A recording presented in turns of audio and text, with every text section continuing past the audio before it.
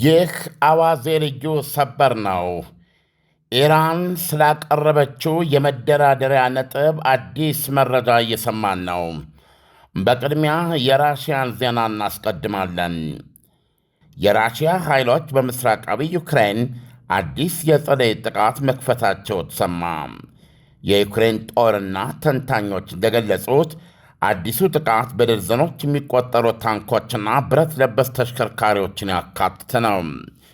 ይህ የፕሬዝደንት ቭላዲሚር ፑቲን በአሜሪካ እስራኤልና ኢራን ጦርነት ጥላ ውስጥ ስለከፈቱት ማጥቃት በተመለከተ ዩክሬናዊ አቻቸው ዘለንስኪ የዚህ የመካከለኛው ምስራቅ ጦርነት ለሀገሬ ስለሚኖረው መዘዝ ሳስብ መጥፎ ነው የሚሰማኝ ብለዋል።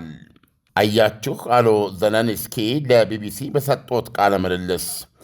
አያችሁ የእኛ ዲፕሎማሲያዊ ስብሰባዎች፣ የሦስትዮሽ ስብሰባዎች ለነገ እየተባሉ በቋሚነት እየተራዘሙ ነው። ምክንያቱ ሰበቡ አንድ ብቻ ነው፣ የኢራን ጦርነት ብለዋል። ሲቀጥሉም ፑቲን ረጅም ጦርነት ይፈልጋሉ። በኢራን የሚደረገው ጦርነት መራዘምም ለሳቸው ፋይዳ አለው ብለዋል። የነዳጅ ዋጋ መጨመርና በዚህም የተነሳም እጥረቱን ለመቋቋም ሲባል በተወሰኑም የድፍድፍ ነዳጅ ምርቶች ላይ የራሽያ ላይ ማዕቀቡ መነሳቱ አይዘነጋም። እስከ ሚያዝያ ወር ድረስ ፑቲን በኢራኑ ጦርነት ሳቢያ በየቀኑ የ150 ሚሊዮን ዶላር ገቢ ወደ ጦር ካዝናቸው እየገባ ባለበት በዚህ ገደኛ ሰዓት የምስራቅ ዩክሬን ማጥቃታቸውን አፋፍመዋል። የዩክሬን ጦር አዛዥ ኦሌክሳንደር ስሪስኪ ባለፈው ዓርብ በሰጡት መግለጫ በተለወጠው የአየር ሁኔታ የራሽያ ወራሪ በጦር ግንባሩ አያሌ ክፍሎች ጫናውን አባብሷል ብለው ነበረ። ሲቀጥሉም ለአያሌ ተከታታይ ቀናት የራሽያ የውጊያ ብዛት 200 አልፏል ብለዋል። ይሁንና ራሽያኖች በየቀኑ 1000 ወታደሮች ይሞቱባቸዋል ወይም ይቆስሉባቸዋል እያሉ ነው። ይሁንና የዩክሬንን አልተናገሩም። የራሽያ ማጥቃት አንዱ ያነጣጠረባት ከተማም ዶኔትስክ ውስጥ የምትገኘው ሊማን ናት። ራሽያ በዩክሬን እጅ ከሚገኙት ሁለቱ ትልልቅ ከተሞች ክራማቶርስክና ስሎቪያንስክ መካከል ስሎቪያንስክን መከላከያ ቁልፍ መሬት ናት ሊማን። ራሽያኖች ከዚህም በላይ ክራማቶርስክና ኮሲንቲኒቭካ ላይ የተፋፋመ ጥቃት አቅደዋል።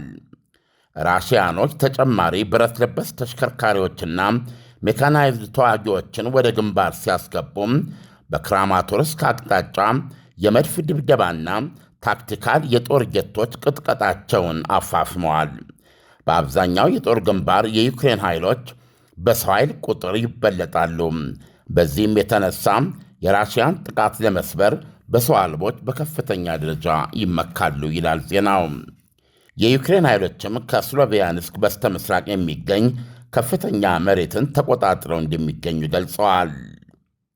ይህ በእንዲህ እንዳለ የእስራኤሉ ጠቅላይ ሚኒስትር ቤንያሚን ኔታንያሁም በዛሬው ዕለት ከአሜሪካው ፕሬዚደንት ዶናልድ ትራምፕ ጋር በስልክ ማውራታቸው ተሰማ። ኔታንያሁ ውይይቱን ካደረጉ በኋላ እንደተናገሩት ትራምፕ የአሜሪካ እስራኤል ዘመቻን ዋነኛ ማስገደጃ አድርገው ከኢራን ጋር ስምምነት ላይ በመድረስ የጦርነቱን ዓላማዎች መቀዳጀት ይፈልጋሉ ብለዋል። ይህ ስምምነት አለው ኔታንያሁ ለሀገራችን ሁነኛ ጥቅሞች ዋስትና ይሰጣል። ኔታንያሁ አክለውም ጦራቸው ኢራንና ሊባኖስ ውስጥ ድብደባውን እንደቀጠለ ገልጸው የቴሄራንን የኒውክሌር ፕሮግራም እያወደመና ሄዝቦላ ላይ የከፋ ቡጢ እያሳረፈ መሆኑን ተናግረዋል። እስራኤል የኢራንን የሚሳኤል መተኮሻ 70 ከመቶ ያክል ማውደሟን ትናገራለች። ይህ በእንዲህ እንዳለ በዛሬው ዕለት ብቻ ኢራኖች 4 ጊዜ የተኮሱባት ሲሆን የሚሳኤል ሩምታ የደረሰ የመቁሰል አደጋ የለም። 5ኛውን ደግሞ ወደ ደቡባዊቷ ኤላት ከተማ ተነጣጥሮ መተኮሱን አስታውቃለች። ኔታንያሁ መግለጫቸውን በመቀጠል ከ2 ቀናት በፊት እንኳ አሉ ሲናገሩ ከ2 ቀናት በፊት እንኳ 2 የኒውክሌር ሳይንቲስቶችን ሕይወት አጥፍተናል። ሌላም ገና ይቀጥላል። በማንኛውም ሁኔታ ውስጥ ቁልፍ ጥቅሞቻችንን እናስጠብቃለን፣ እንከላከላለን ብለዋል። በ5.5 ሚሊዮን ብር ጠቅላላ ክፍያ አፍሪካ ህብረት ፊት ለፊት ላይ ቡልጋሪያ ሳይታችን ላይ ባለ 1 መኝታ 69 ካሬ እየሸጥን ነው ብንል ማን ያምናል? እንዲሁም ባለ 2 መኝታ ከ82 ካሬ ጀምሮ በ6.6 ሚሊዮን ብር ጠቅላላ ክፍያ፣ ባለ 3 መኝታ 126 ካሬ ጀምሮ በ10.1 ሚሊዮን ብር ጠቅላላ ክፍያ ወደ እናንተ ይዘንላችሁ መተላል። ታዲያ እነዚህ ቤቶች ሙሉ ለሙሉ 30% እውነተኛ ቅናሽ ተደርጎባቸው ነው አሊያም በ20% ቅድመ ክፍያ ከፍላችሁ ቀሪውን በ3 ዓመት በግንባታ ሂደት ቀስ እያላችሁ መክፈል የምትችሉበት አማራጭ ተመቻችቶላችኋል። ልብ ይበሉ፣ እነዚህ ቤቶች ላይ በቀሪ ክፍያዎች ላይ ምንም አይነት የዋጋ እንዲሁም ደግሞ የዶላር ግሽበት እናንተን አይመለከትም። እንዲሁም በ900 ሺህ ብር ቅድመ ክፍያ የንግድ ሱቆችን እዛው ቡልጋሪያ ሳይት ላይ በ2 ዓመት መረከብ የሚችሉበት አማራጭ አመቻችተንላችኋል። ታዲያ የሳይት እንዲሁም የቢሮ ቀጠሮ ለማስያዝ ከስር በምናስቀምጥላችሁ ስልክ ቁጥር ደውላችሁ ማግኘት ትችላላችሁ። ቴምር ፕሮፐርቲስ። ዳንኤል በጣም ይሄ በተለይ ዘ ታይምስ ኦፍ እስራኤል ያቀረበው ዘገባ ነው። ሪሊ አሁን በእስራኤልና ይቅርታ በአሜሪካና በኢራን መካከል ውይይት ወይም ድርድር እየተካሄደ ነው የሚለውን ነጥብ የሚያጠናክርና በእርግጥም በእንዲህ አይነቱ ድርድር ላይ ምን አይነት ድርድር እንደሆነ ምን አይነት ጥያቄዎች ሊነሱበት እንደሚችሉ በተሻለ የሚያስረዳ ዘገባ ነው የያዘው። ለምሳሌ ኢራኖች ያቀረቧቸውን ጥያቄዎች በጣም በጽኑ ይሄ መሆን አለበት ብለው አጥብቀው የሚከራከሩባቸው እንደሆነ ገልጿል። በተለይ ዜና ሰባሪ የሆነው ቻናል 12 ቴሌቪዥን እንዳቀረበው ከሆነ የኢራን ባለስልጣኖች ይህ ጦርነት ስምምነት ከተደረሰ ማለት ነው፣ ይህ ጦርነት በምንም ሁኔታ ዳግም እንደማይቀጥል ዋስትናዎች፣ ጠንካራ ዋስትናዎች ይፈልጋሉ። አብሮም ቻናል 12 እንደገለጸው ከሆነ በስምምነት ውስጥ የሆርሙዝ ሰርጥ አሁን ዓለምን ኢኮኖሚ ቋፍ ላይ የጣለው የሆርሙዝ ሰርጥ መተላለፊያ በተጨባጭ የኢራን ሆኖ በኢራን ቁጥጥር ስር እንዲውል የሚጠይቅና ሊስማሙበት የሚችል እንደሆነ ነው የሚያሳየው። እነዚህን ዘገባዎች ቀደም ባሉት በሲኤንኤን፣ በቢቢሲ፣ በአልጀዚራ ላይ በእነዚህ ላይ በተዘገበው መልኩ እንዳነበብኩት ከሆነ የሆርሙዝ ሰርጥን ኢራንና አሜሪካ በጋራ ሊቆጣጠሩ እንደሆነ ነው የሚናገሩት። አሁን ይሄኛው ግን በኢራን ቁጥጥር ስር እንዲውል ነው የሚል ነው። ምናልባት ለአድማጮቻችን ግልጽ ለማድረግ በኢራን ቁጥጥር ስር ወይም እንደ ኢራን ይቆጠር ማለት ይቅርታ አድርጉልኝ ስሟን ብጠራ ደስ ይለኛል። ነገር ግን አርጃኖ ግብፅ ለምሳሌ ስዊስ ካናል በእሷ ቁጥጥር ስር ሆነው እንደ ቦኖ አስቀጂ ተቀምጣ ከሚተላለፉ መርከቦች ቀረጥ ትወስዳለች።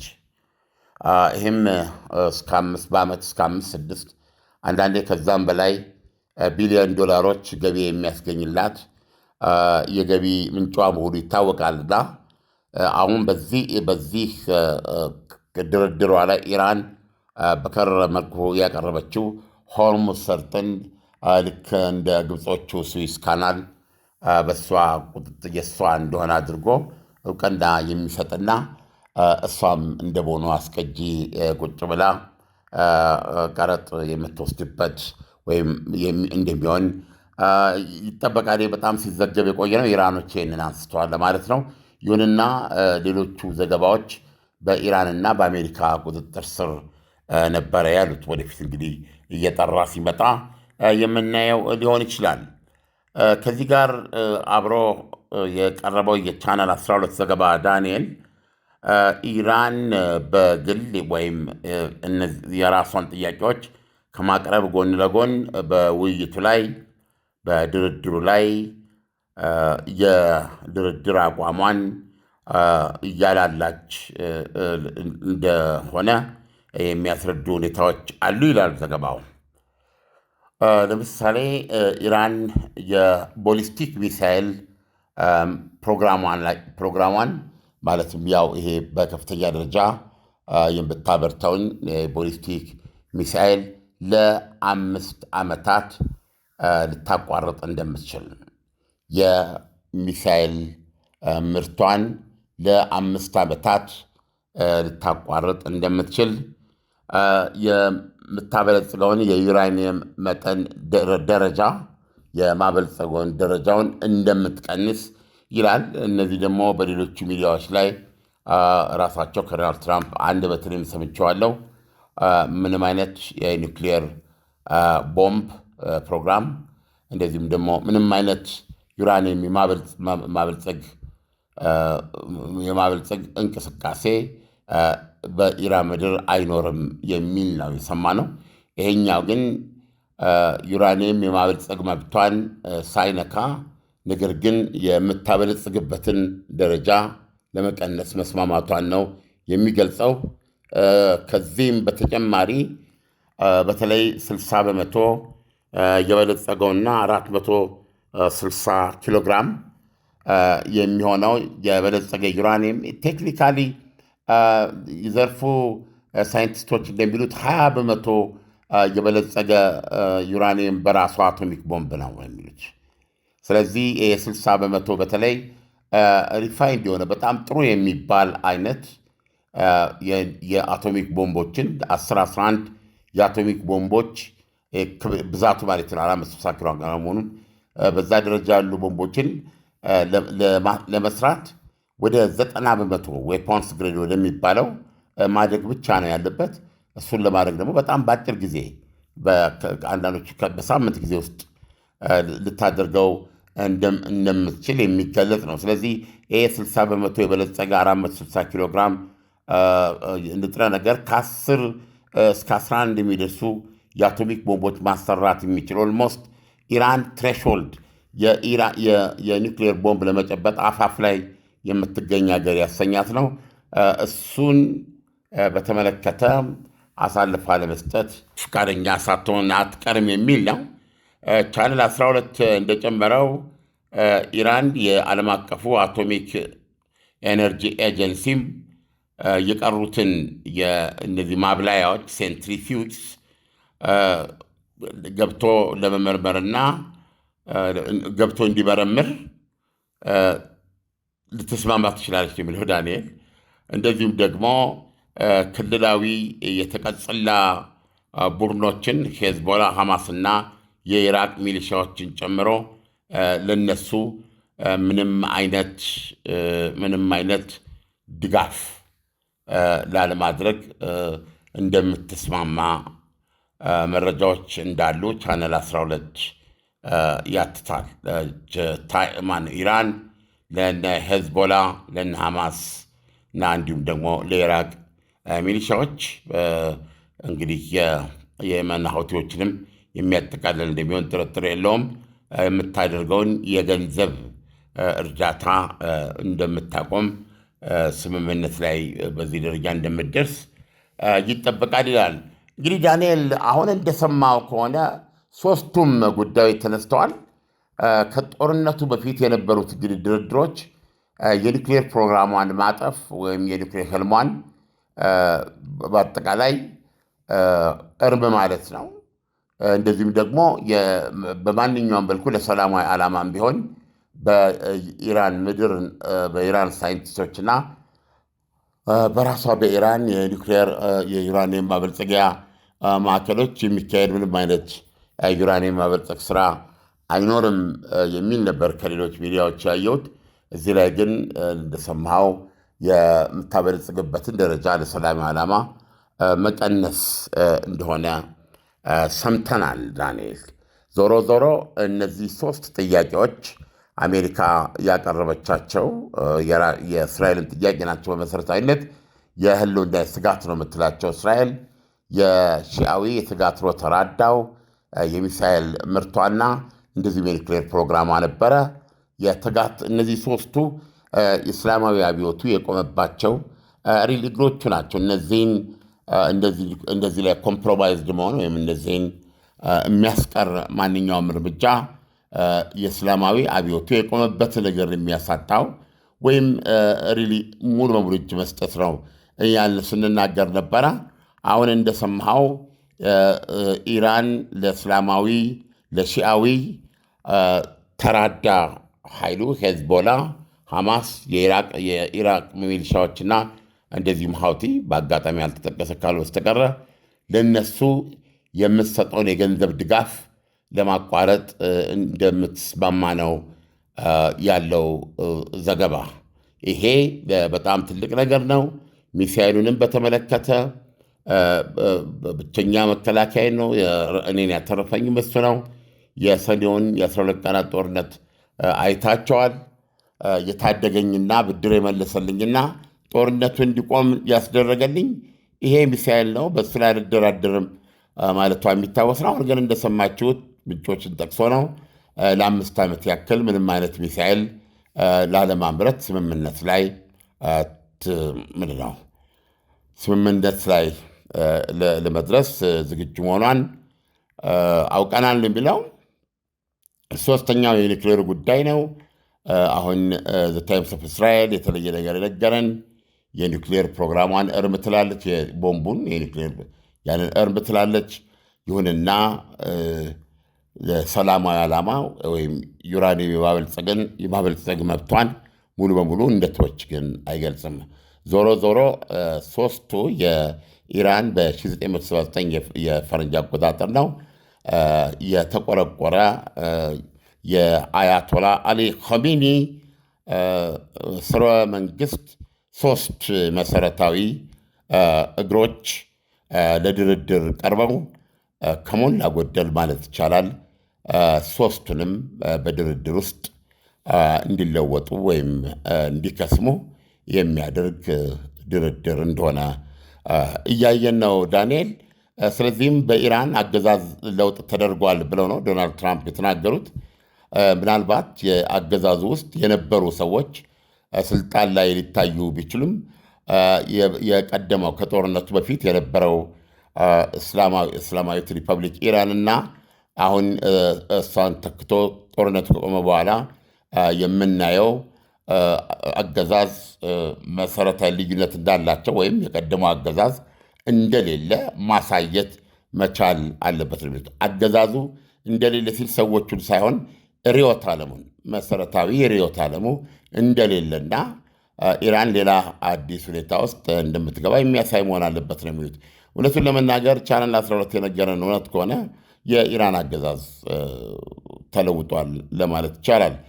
ምክንያቱም ሺያዊ የተጋትሮ ተራዳ የሚለው ምንም ዋነኛው የቆሙበት ዓላማ ነው። የሚሳኤሉ ደግሞ በዋነኛነት ይህንን ርዕዮተ ዓለማቸውን ለመጠበቅ የሚጠቀሙበት ትልቁ ክንዳቸው ነው።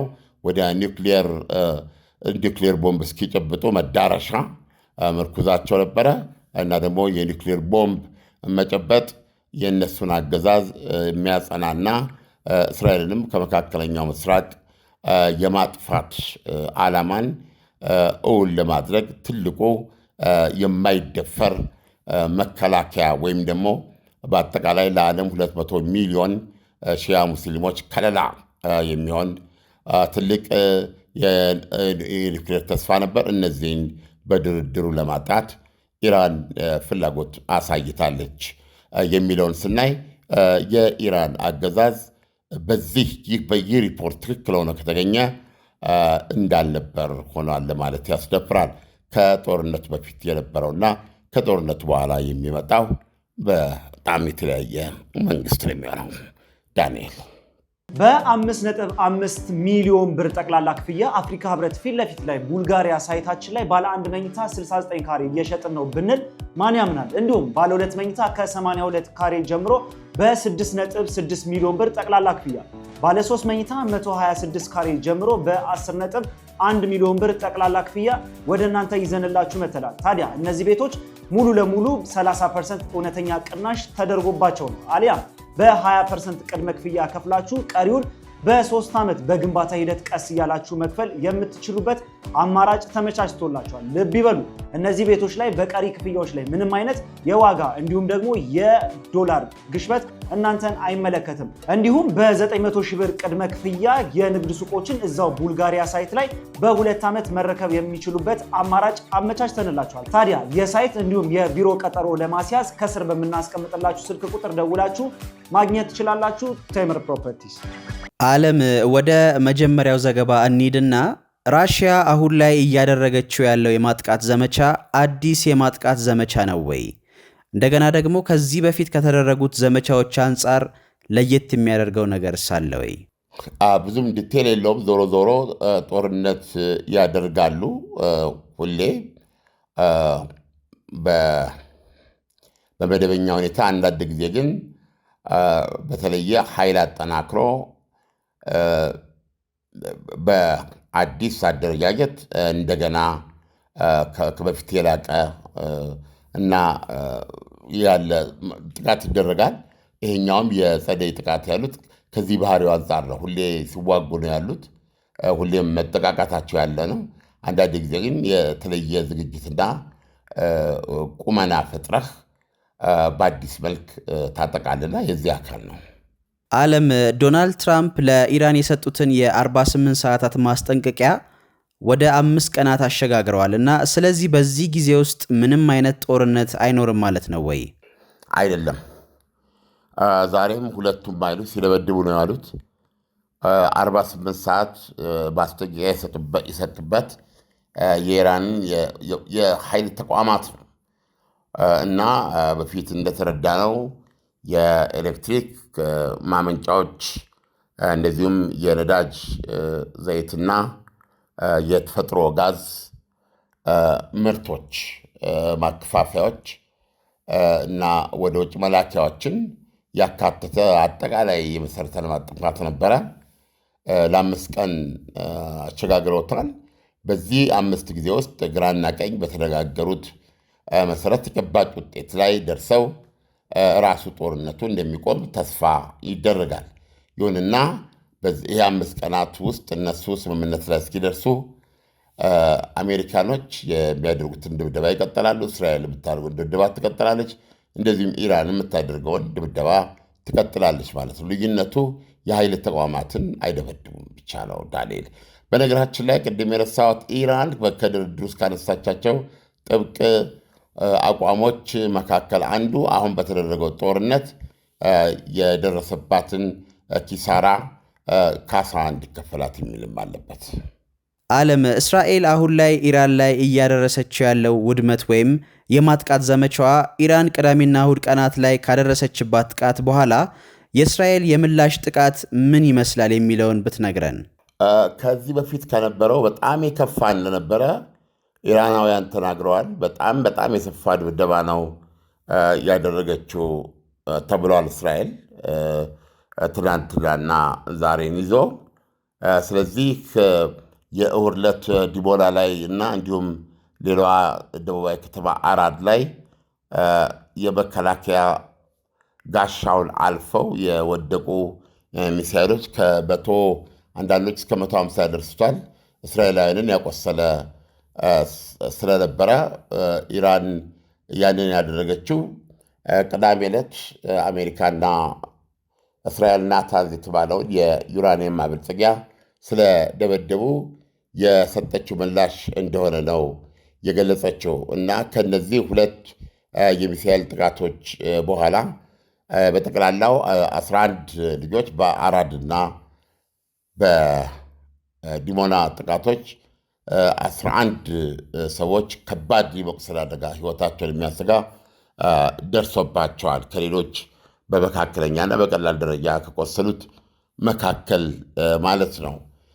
እና ይሄ በኢራን የናታንዝ የሚባለው የዩራኒየም ማበልጸጊያዋ ስለተደበደበ የሰጠችው ምላሽ እንደሆነ ገልጻለች። እስራኤል ደግሞ አሁን እንዳልከው አራድና በተለይ ዲሞናን የመታው ሚሳኤል ጥቃት ያደረሰውን ለመበቀል መሆን አለበት። ከምንጊዜውም በላይ እጅግ የከፋ ተብሎ የተገለጸ ድብደባ ስታካሄድ ውላለች። በዚህም ቅድም እንዳለው የኢራንን የሚሳኤል መተኮሻዎች ውስጥ 70 ከመቶውን ማውደሟን ገልጻለች። ይኸው ነው ዳንኤል። ዓለም በዚህ 5 ቀናት ውስጥ የሚኖሩት የጦር ድብደባ ምልልሶች ኢራን ከአሜሪካ ጋር ለምታደርገው ድርድር ምን አይነት ተግዳሮት ሊፈጥር ይችላል? ጦርነቱ እስከቀጠለ ድረስ ለምሳሌ ራሷ እስራኤል ሌሎች የኢራን መሪዎች ልትገል ትችላለች። እንዲህ አይነት ሁኔታ ከተፈጠረ ትንሽ አደፍርስ ነው የሚሆነው እና የመሳሰሉት ጦርነት ነውና ጥቃቱ እስከቀጠለ ድረስ ለስምምነቱ ያላቸውን መነሳሳት ሊጎዳ የሚችል ነገር ሊፈጥር ይችላል። ይሁንና ይሄ ጦርነት እንዳይቀጥል የኢራን መሰረተ ልማትም እንዳይጠፋ ኢራኖች የመስማማት ዝንባሌ ያላቸው ነው የሚለው ቻናል 12 እስካሁን በሰማናቸው ላይ የሚስማሙ ከሆነ ከ5 ቀን በኋላም ጥቃቱ ከመቀጠል ይልቅ የኢራንና የአሜሪካ ብሎም የእስራኤል ችግርን በዘላቂነት የሚፈታ የድርድር መፍትሄ እየተፋጠነ መሆኑን መናገር ይቻላል። ጦርነቱን ያስቀረው የሚያስችል እጅግ ተስፋ አለው ማለት ነው። ዳንኤል ዓለም ለሰጠን ትንታኔ በጣም አመሰግናለሁ። መልካም አዳር ይሁንልህ። መልካም አዳር። በ5.5 ሚሊዮን ብር ጠቅላላ ክፍያ አፍሪካ ህብረት ፊት ለፊት ላይ ቡልጋሪያ ሳይታችን ላይ ባለ 1 መኝታ 69 ካሬ እየሸጥን ነው ብንል ማን ያምናል? እንዲሁም ባለ 2 መኝታ ከ82 ካሬ ጀምሮ በ6.6 ሚሊዮን ብር ጠቅላላ ክፍያ፣ ባለ 3 መኝታ 126 ካሬ ጀምሮ በ10.1 ሚሊዮን ብር ጠቅላላ ክፍያ ወደ እናንተ ይዘንላችሁ መተላል። ታዲያ እነዚህ ቤቶች ሙሉ ለሙሉ 30% እውነተኛ ቅናሽ ተደርጎባቸው ነው አሊያም በ20% ቅድመ ክፍያ ከፍላችሁ ቀሪውን በ3 ዓመት በግንባታ ሂደት ቀስ እያላችሁ መክፈል የምትችሉበት አማራጭ ተመቻችቶላችኋል። ልብ ይበሉ፣ እነዚህ ቤቶች ላይ በቀሪ ክፍያዎች ላይ ምንም አይነት የዋጋ እንዲሁም ደግሞ የዶላር ግሽበት እናንተን አይመለከትም። እንዲሁም በ900 ሺህ ብር ቅድመ ክፍያ የንግድ ሱቆችን እዛው ቡልጋሪያ ሳይት ላይ በ2 ዓመት መረከብ የሚችሉበት አማራጭ አመቻችተንላችኋል። ታዲያ የሳይት እንዲሁም የቢሮ ቀጠሮ ለማስያዝ ከስር በምናስቀምጥላችሁ ስልክ ቁጥር ደውላችሁ ማግኘት ትችላላችሁ። ቴምር ፕሮፐርቲስ